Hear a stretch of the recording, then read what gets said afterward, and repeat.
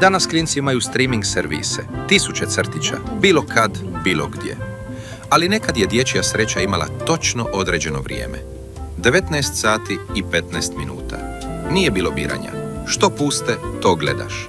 I bio si zahvalan. Ritual je počinjao u kuhinji. Vadi se čokolino. Ali mora biti gust. Toliko gust da žlica stoji uspravno.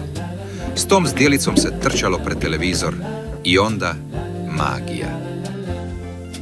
A je to. Dva nespretna majstora koja su nas učila da se sve može popraviti ili uništiti. Lalinea. Ona je živčani lik koji hoda po crti i stalno se svađa. Bajum, badum.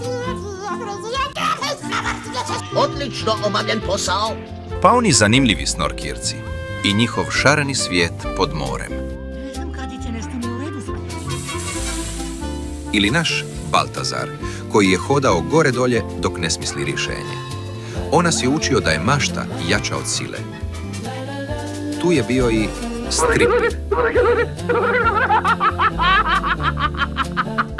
Onaj smijeh. Tko to može zaboraviti? Bili su tu i Bipsići, Gustav, Štrumfovi,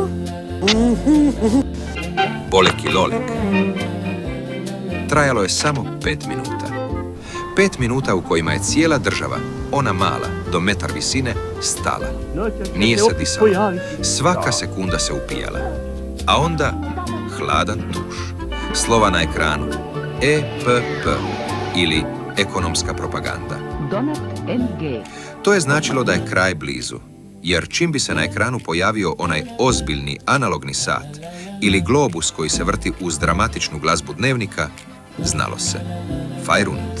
Nema još 5 minuta. To je bio znak za pranje zubi i krevet. Danas klinci imaju sve crtiće svijeta na dlanu, ali nemaju onaj osjećaj kad cijeli dan čekaš tih 5 minuta. I zato su tih 5 minuta bile najveće minute u danu. Mislim da mu se sviđaš. Laku noć, mali ljudi.